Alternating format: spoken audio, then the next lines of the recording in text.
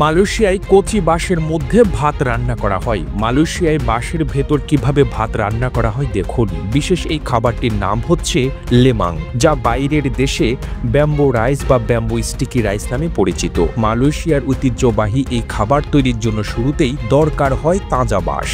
এই বাঁশ আবার কচি ও সবুজ হতে হবে, কারণ পুরনো বাঁশ রান্নার সময় ফেটে যেতে পারে। ব্যবহারের আগে বাঁশ ভালো করে পরিষ্কার করে নিতে হয়, যাতে কোনো ময়লা বা আবর্জনা না থাকে।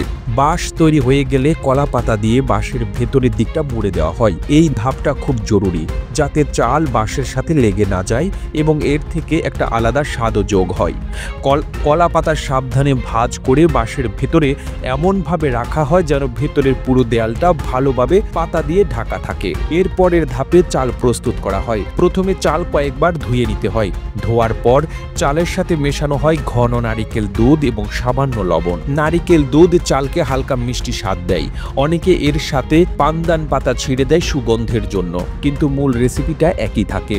এরপর মিশ্রণটা সাবধানে বাঁশের ভেতর ঢালা হয়। উপরের দিকে কিছুটা জায়গা ফাঁকা রাখতে হয়, যাতে চাল সিদ্ধ হওয়ার সময় ফুলে উঠতে পারে। বাঁশের খোলা মুখটা অনেকে বন্ধ করে দেন, আবার কখনো খোলাও রেখে দেওয়া হয়। এই পর্যায়ে লেমাং বাঁশের মধ্যে রান্নার জন্য প্রস্তুত হয়ে যায়। খুব বেশি কিছু নয়, সামান্য এই প্রক্রিয়াটুকুই সাধারণ উপকরণগুলোকে একটা মুখরোচক খাবারে পরিণত করে। লেমাং সাধারণত খোলা চুল্লিতে কয়লার আগুনে রান্না করা হয়, তবে এই রান্নার সময় সারাক্ষণ নজর রাখতে হয় এবং দক্ষতার প্রয়োজন হয়। বাঁশগুলো আগুনের পাশে কোনো কাঠের বা ধাতু ফ্রেমে হেলান দিয়ে দাঁড় করিয়ে রাখা হয়। আগুনের তাপ কতটুকু লাগছে তা খেয়াল রাখতে হয়, যেন চাল সমানভাবে সেদ্ধ হয় এবং বেশি সেদ্ধ হয়ে না যায়। বেশি তাপে বাঁশ জ্বলে যেতে পারে, আবার কম তাপ লাগলে চাল কাঁচা থেকে যাবে। বাঁশগুলো কিছুক্ষণ পর পর ঘোরাতে হয়, যাতে চারপাশে তাপ সমানভাবে লাগে। পুরো রান্নাটা কয়েক ঘন্টা ধরে চলতে পারে।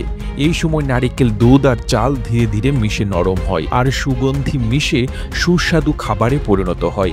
আগুনের ধোঁয়া লেমাংয়ে আলাদা সুবাস যোগ করে, যা এর স্বাদ আরও বাড়িয়ে দেয়। খোলা আগুনে লেমাং রান্না করাটা দেখার মতো। এই খাবার যেমন সুস্বাদু, তেমনি এই প্রক্রিয়াটাও দারুণ এক অভিজ্ঞতা দেয়। আর এই খোলা আগুনে রান্না করার কাজটি সাধারণত বাইরেই করা হয়। যখন লেমাং তৈরি হয়ে যায়, বাঁশ থেকে তা পাত্রে ঢেলে নেওয়া হয়। এই সময় ভেতর থেকে নারিকেলের দুধ শুষে নেওয়া মজাদার আঠালো রাইস বেরিয়ে আসে। কলার পাতা আর বাঁশ তখন আলাদা করে ফেলে দেওয়া হয়। লেমাং যেহেতু আঠালো রাইস, তাই এটি বের হওয়ার পর বাঁশের মতোই আকার নিয়ে থাকে। একে কেকের মতো স্লাইস করে কেটে এক একটি গোল টুকরো করা হয়। তারপর ভুনা মাংসের এক পদের খাবার সহ অন্যান্য উপকরণ দিয়ে একে পরিবেশন করা হয়। প্রতিবেদনটি তৈরিতে তথ্য ও উপাত্তের সাহায্য নেওয়া হয়েছে আওয়ার ওয়ার্ল্ড নামক ফেসবুক পেজ থেকে। আর এতক্ষণ আপনারা সঙ্গে ছিলেন বিশ্ব বাংলার। সেই সঙ্গে আপনি বাংলাদেশের কোন জেলা থেকে এই ভিডিওটি দেখছেন আমাদের কমেন্ট করে জানান। আমরা পরবর্তী ভিডিওতে আপনাকে ধন্যবাদ জানাতে ভুলব না। এতক্ষণ বিশ্ব বাংলার সাথে থাকার জন্য অসংখ্য ধন্যবাদ।